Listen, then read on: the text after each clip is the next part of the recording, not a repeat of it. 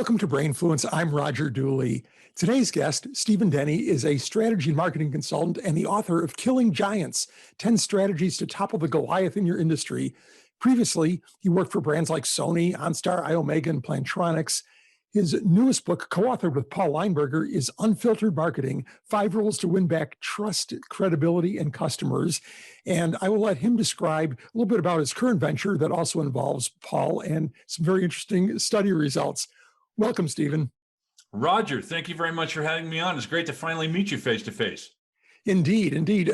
So tell me about your current business and in particular, the study that you guys have been working on. Sure. Unfiltered marketing is the result, really, the culmination of 4 years of research that Paul Leinberger and I have done at Denny Leinberger Strategy. In short, in brief, Denny Leinberger Strategy is a strategy consulting firm. We are consultants who lean heavily on research rather than researchers who dabble in consulting. We both come from line management roles in our respective pasts. Paul's a 30-year, 40-year veteran in consumer sentiment tracking. I come from the marketing world, as those brands you just mentioned would reflect. And together, we began authoring the Culture and Technology Intersection Study, which, as the name implies, studies the impact of technology on culture. And brands that participate in that study are able to answer some complex questions that typically come up in what their marketing footing is and how they're going about doing what they're doing.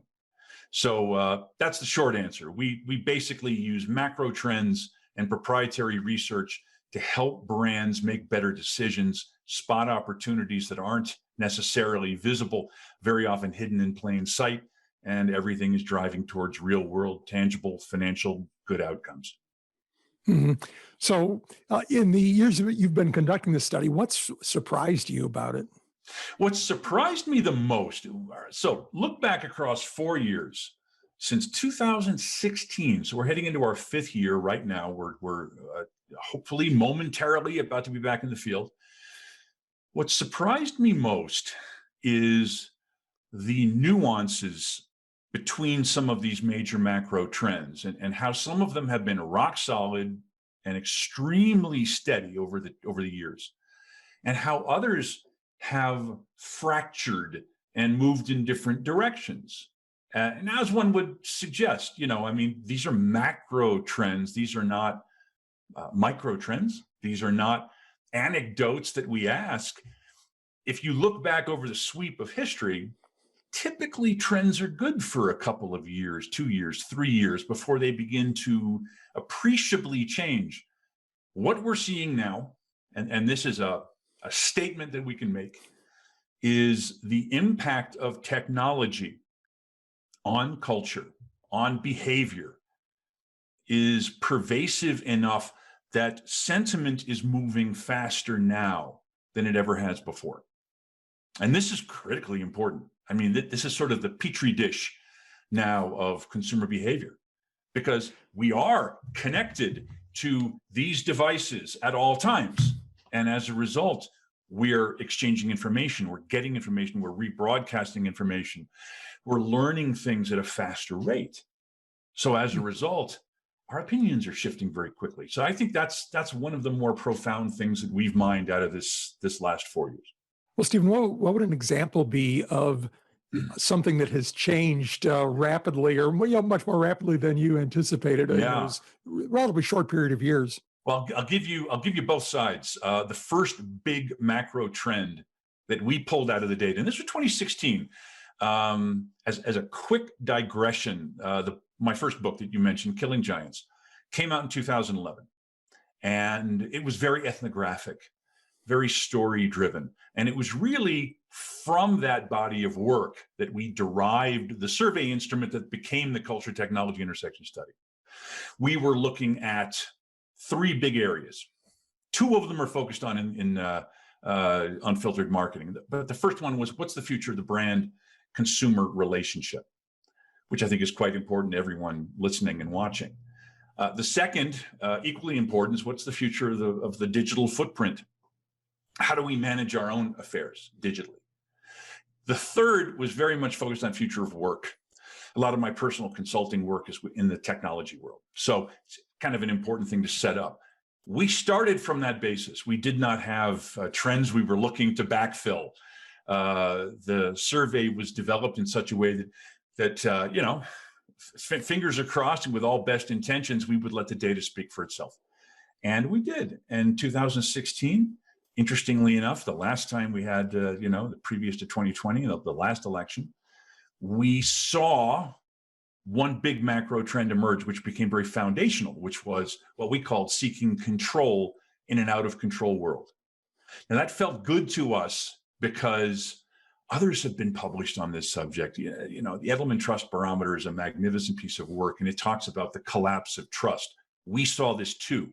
However, importantly, what we took away from that is not so much that trust has collapsed, it's that we, and when I say we, I'm referring to most countries around the world. 2016, we did 12 countries. We saw a wide selection almost across the board of cultures and countries that said, we feel this collapse of trust, some more than others, but importantly, we're not willing to let it stay the way it is. We're not willing to surrender. We're looking for ways to wrest back some sense of control over our lives. That trend has remained remarkably stable over 4 years. And by stable, I mean it's moved a point or two within, you know, this may be 15, 20, 30 data points that make up that trend. Some of them have moved a little bit, but when you pan back and look at them all together, it's been very stable. Now, the second macro trend, however, is very interesting. It's one we called raw. Because we're living in an age of collapsing trust, because we're trying to wrest control back over our lives, digital and offline, one of the only things we're willing to trust now is ourselves. What we can see with our own eyes, hear with our own ears, what our judgment tells us is correct. We want to see the raw feed. We want to see the data dump. If we're asked by a brand or a candidate to believe something, we want to see the data ourselves before we're willing to follow. That began in a very two-dimensional fashion in 2016. And we saw things like, ask the question, I would rather see an executive live on screen during a crisis, even if they don't have all the answers at their fingertips, rather than wait for tomorrow, right, when they know what's going on and it's a little bit more produced. And 4 years ago, the vast majority of people, 70+%, would say, I want to see the executive right now. And we think of someone like Ed Bastian of Delta Airlines. You remember back, I think it was 2016, actually, the big IT failure. And here's Ed on camera, tie askew, with frenetic activity going on behind him, and he's saying, "Listen, we're not quite sure what's going on right now, but I want you to know that we're working on it, and I'll get back to you shortly." And he was, I think, rightfully held up as a hero for that kind of executive action.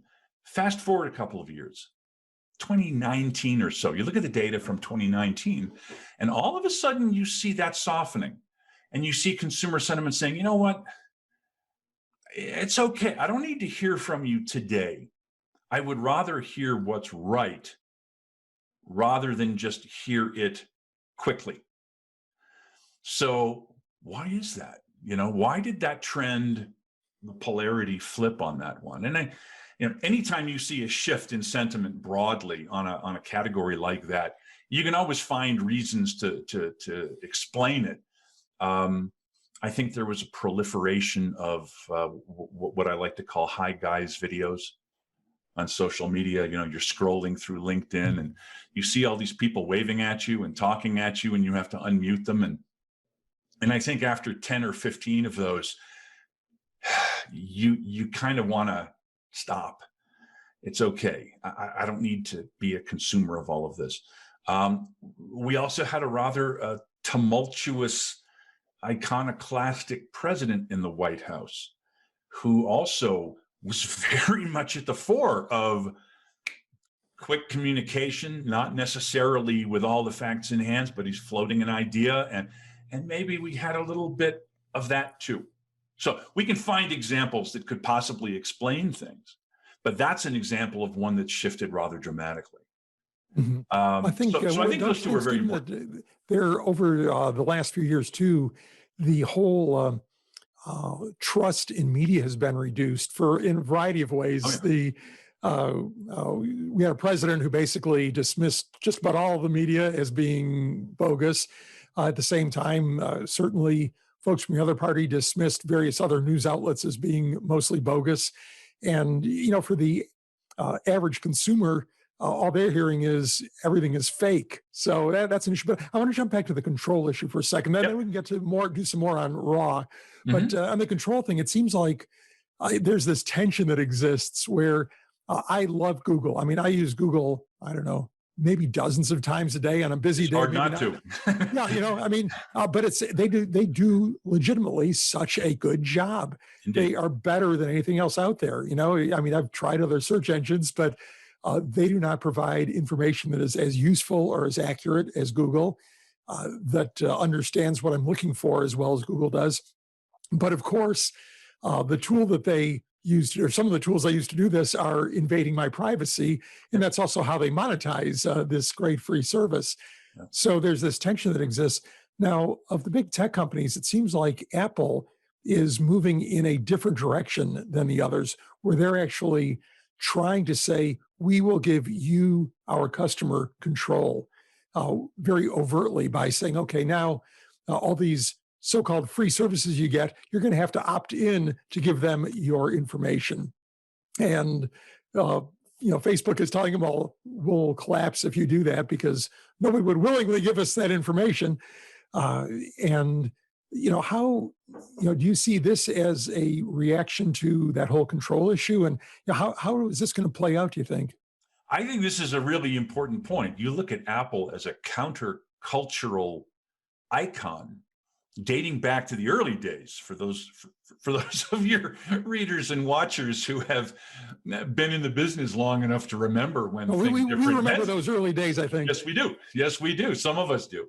And as a countercultural or sort of countervailing trend, look at what Apple's done in terms of voice search. Voice search is obviously devastating to a company like Google as a competitor.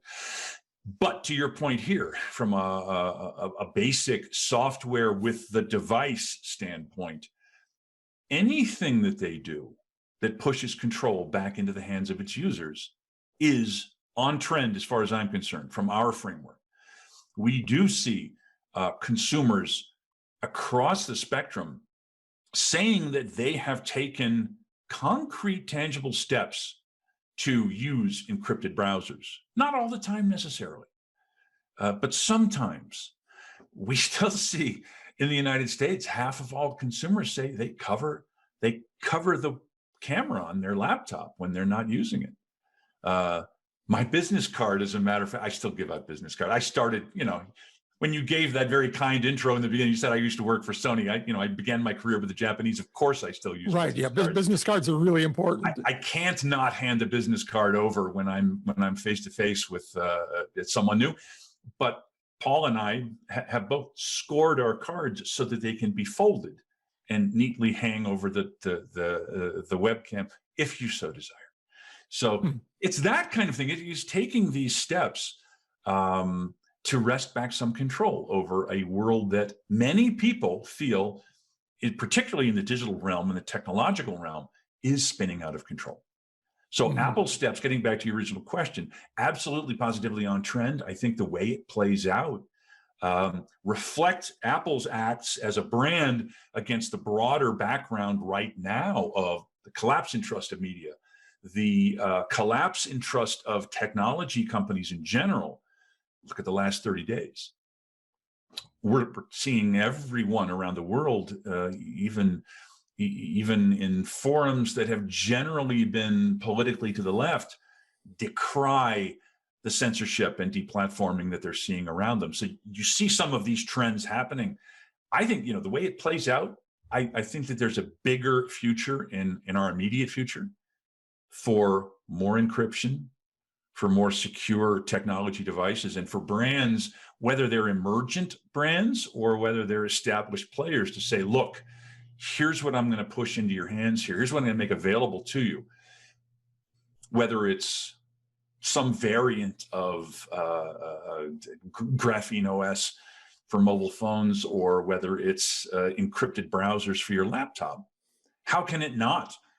That seems to be the direction that consumers have a great hunger for. And I think brands that really take advantage of this, who say security first, who say privacy first at your discretion, dear customer, that you can take steps to do this. And for brands that are willing to say, let me push control into your hands of the user experience, of the brand experience, of the product experience. Can I get information on demand at any time? Can I avoid having to ask you for something that I could readily get myself? Even at that level, which I think quite non-technological. All of these steps together represent a dynamic shift, which many people talk about and very few brands actually do, which is, how do I empower my users at the expense of maintaining the control myself? Yeah, I see there's a constant tension in customer experience between what's good for the customer and what's good for the company. Now, in some cases, maybe you've got a win-win, but often there is something that is good for one side or for the other. Okay. If Amazon lets you return stuff for free, that's good for you, not necessarily so good for them. True. If your cable company basically monitors all your traffic and sells that information to other people, that's good for them. And you may not feel the pain, but it's probably not good for you either. Agreed. And I think that trying to make some of that stuff transparent, for one, because I would guess that, probably most normal people who aren't techies or in our end of the business don't even realize that their internet company is selling everything that they do to some third-party data company who is then repackaging it in various ways to sell to marketers. And the more it's transparent, the more people have control. But what I see happening too, I think like you, Stephen, is that brands are going to be sensitive to that, and they will give you those choices. One simple example, again, getting back to that, good for the customer or good for the company. I've used a couple of services on my television, like entertainment services. I've used DirecTV and I've used Amazon Prime, both video streaming services or cable services. Pretty similar concept in both cases. If you kick into a screensaver because you paused your program and you've got, it's been 10 seconds or 30 seconds, DirecTV, which is an AT&T unit, will start showing you advertisements. Now, that would be on the good for the company end of the spectrum. Amazon will go into your photos and show you, the cool trip you took 5 years ago, or your pictures, cute pictures of your kids that are in your photo album. And that is, I would say, good for you, and maybe not that good, but it's certainly better than seeing an endless repetition of ads. And I think I'm sure it's quite jarring the first time it happens too. Yeah, I'm sure it's quite jarring the first time it happens too.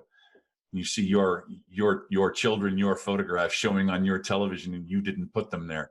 But yes, right. Yeah, I mean, it could creep some people out and say, "Well, how does Amazon know that?" Well, it's because you stored those with Amazon Photos. But to me, that is a conscious decision that somebody made. Yes, we could monetize this time, and actually, there are times when you pause a program because you got a phone call or something, and that screensaver is going to be on for 30 minutes. Selling 30 minutes worth of ads, even if they're a really low CPM, it's not too bad. But, Amazon consciously chose not to do that, which, I think speaks to the way newer companies, often disruptive companies, are taking on some of the legacy brands that still are trying to, simply maximize profits in every little way they can.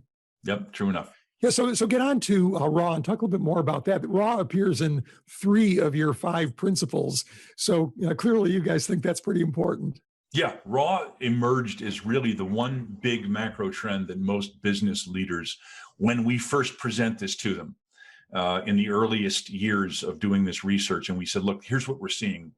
We're seeing this, we're seeing this, we're seeing that. And when raw hits the table, people lean forward. It's the one that resonates, I think, the loudest because it is a little bit unusual. It is, as the name implies, a little bit raw. But this is one of those trends that we saw the nuances begin to emerge as we explored deeper. We broke it into three for the purposes of unfiltered marketing for the book, because each one needed its own treatment. Raw, when it emerged in 2016, was really the first iteration of that, which in the book says raw as unscripted. Unscripted is sort of that definition of speaking off the cuff, of being clear and transparent and in the moment. Everything can be cleaned up in post-production. The PR team can sit the executive down and say, okay, we can't say that.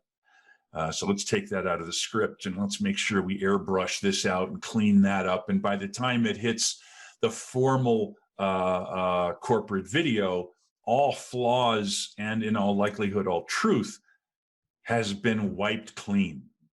Everything except this podcast. Exactly. If you say it wrong, it's going out there, Stephen. That's good. That's good. That's what I'm ready for. How could I not be? So raw as unscripted, I think from a psychological standpoint is, I need to hear it directly from you. And by the way, I embrace the mistakes.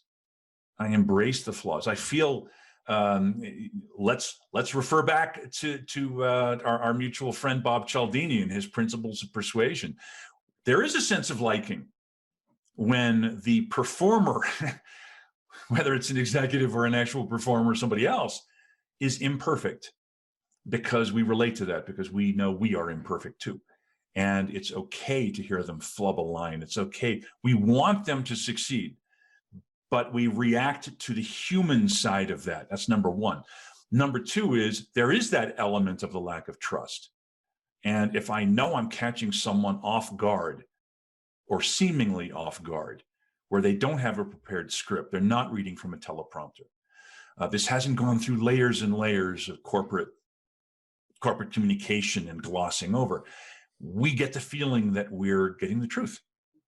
And in this day and age, getting the truth is critically important. So what does that mean for us? That means we are more apt to believe and trust in the live stream, the instant communication, the lack of a script, than we are the beautifully produced corporate piece.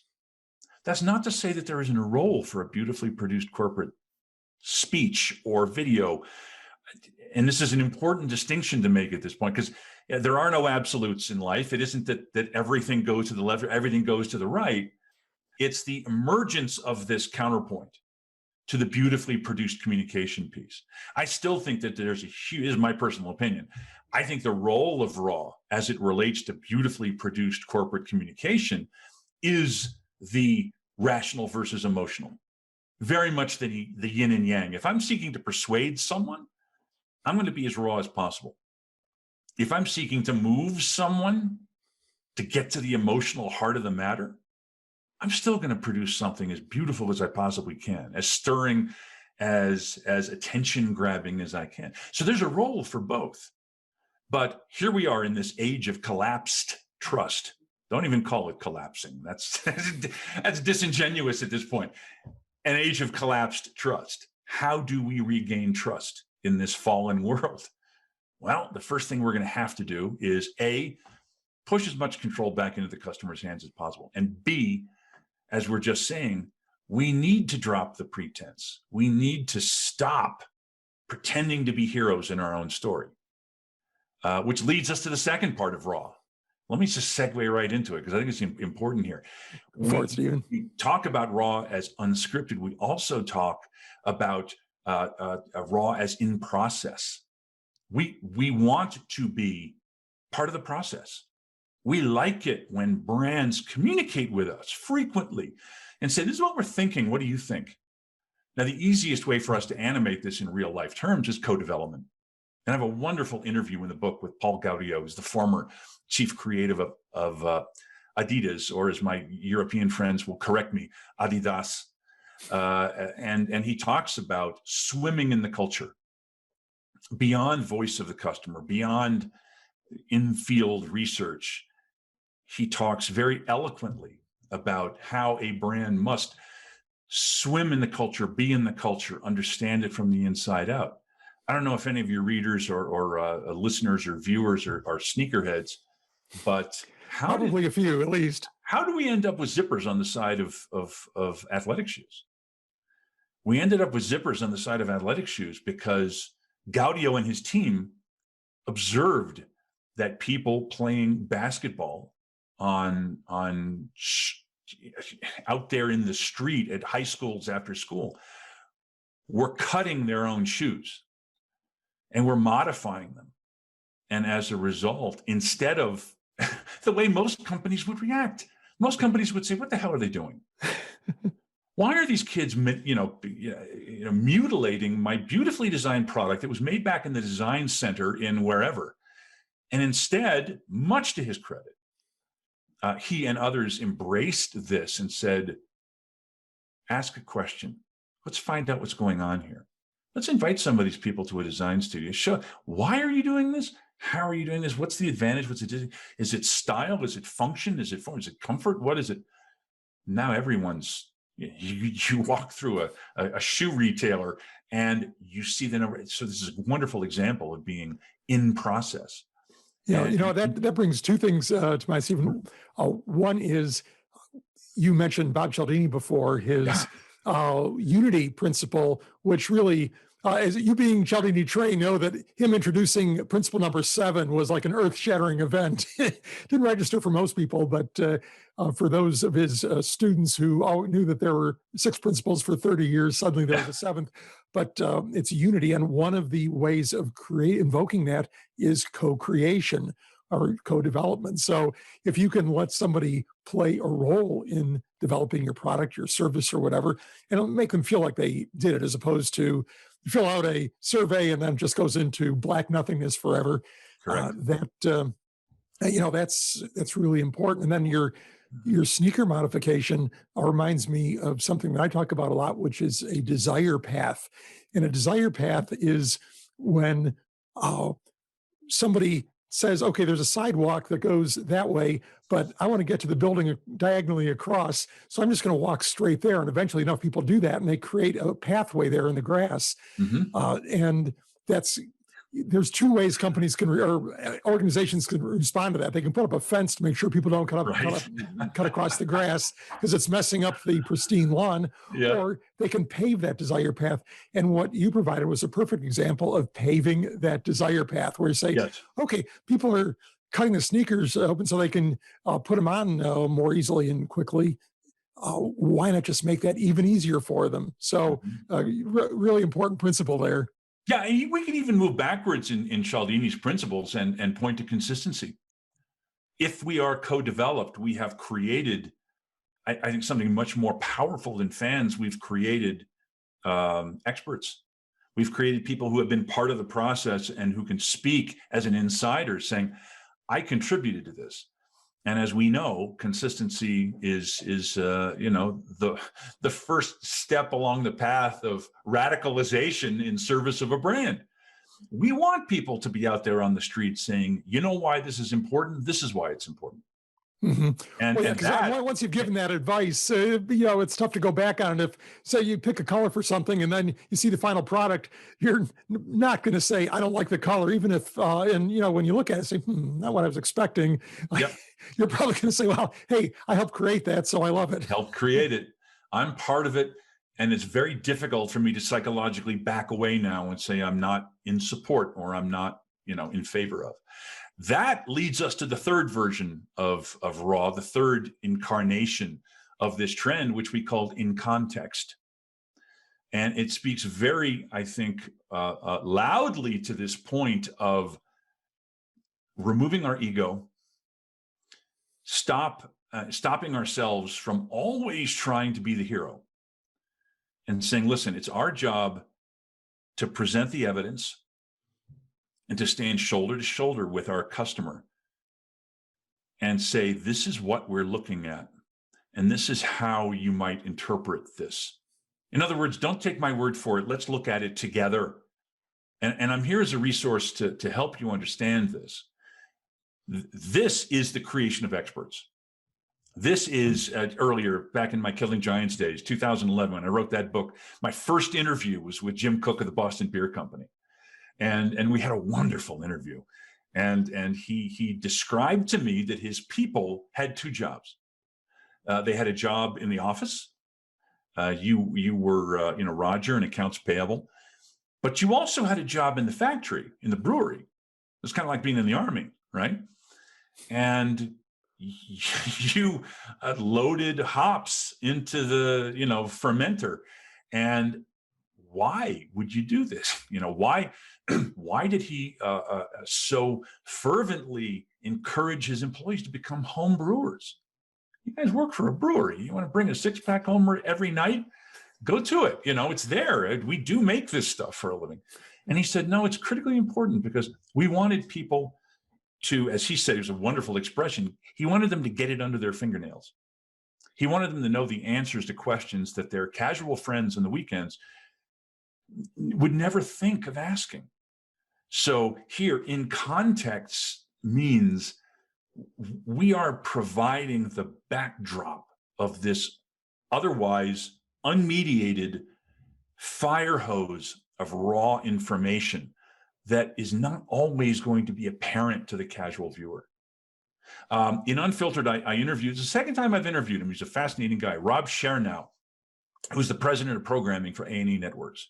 He's the man who green-lighted Live PD, the wonderful mashup of Cops and Monday Night Football, where we're seeing a live feed from 6 different police departments around the country with like a 3-second delay. And a studio audience of experts there saying, okay, well, here's what's going on. Let me explain to you what you're seeing here. And in this sense, he was creating a sense of understanding of what police work in America was all about. It was fascinating because when he began this, it was right. The first time I interviewed him was literally a couple of months after the show began to air, and it took off like a rocket. And he said, our biggest fear, once we said, okay, let's give this a shot, our biggest fear was that police departments would not want to participate. And our biggest surprise was every single police department that we talked to wanted to be on the show, and with tears in their eyes saying, we want people to see the reality of police work in America. And that was a big eye opener for him. The second time I interviewed him was just before they pulled it off on hiatus, before all of the protests erupted across the country. And he said, it's fascinating because when they do their research amongst their viewers, and A&E has built a network out of this kind of raw feeling in the shows that they do. He said that their viewers decidedly broke into one of two camps. People were either always rooting for the cops, or people were always rooting for the bad guys. I shouldn't call them bad guys. That's probably unfair. Rooting for the people the cops were chasing in the show. So it's probably a statement about the current state of the country. But did he have any survey data of what the percentages were? He didn't share on each side of that equation. He didn't share it with me, and I'm sure he wouldn't even if I asked him again. But I think it's an interesting way to look at raw feed, right? I mean, it's the raw feed, and people are going to see themselves in what they're looking at. It's our job to be that, if you'll forgive the classical reference here, stop being the protagonist and be the Greek chorus. Be the voice to the side that says, this is what you're looking at, and this is what you should be, here's what you need to be seeing, and this is why it's important. Now, back to our show. and let people see that. So for brands, for business people, this is a huge insight here. This is something that brands don't necessarily do a great job at, and they can. How can I show the evidence? How can I create experts? How can I teach you how to look at my brand and my product category with a more expert eye, so that when you're at that barbecue on the weekend and someone remarks about the beer they're drinking, you can enter that conversation and talk about hops in a way that makes you sound a lot more, not just a lot more credible, but you're going to say it with a lot more passion because you understand the subject matter at a deeper level. Isn't that important? Mm-hmm. Yeah, I love the Boston Brewing example, Stephen, because that it seems like it has so many benefits other than for personal productivity, because typically if you've got an accountant, you want that person doing accounting for the entire day, not maybe doing some stuff in the brewery that they're not very good at. Mm-hmm. Do the brewers have to do accounting work, I wonder? I don't know. But that's a really good question. Yeah, no wonder the books don't balance. I think they should.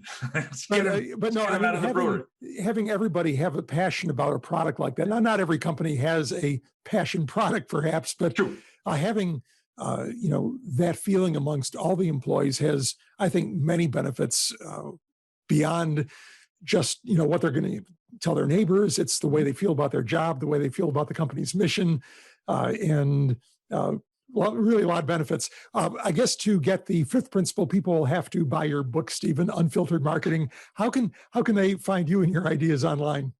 We're very easy to find. Instead of trying to spell Denny Leinberger Strategy, you can just type in dlstrategy.com. That'll take you to our website. You can download the most recent insights from the culture technology intersection study there. You can also contact us there. If you'd like to contact me, I'm easily found on LinkedIn, on all the major socials. I'm findable. And of course, I've got my own website up at stephendenny.com. So I hope you'll connect. Great. Well, we will link to all of those places, the book, Stephen's social media profiles, and any other resources we mentioned on the show notes page at rogerdooley.com/podcast. And we will have text, audio, and video versions of this conversation there. So, Stephen, thanks so much for being on the show. Roger, thank you so much. Pleasure to be here.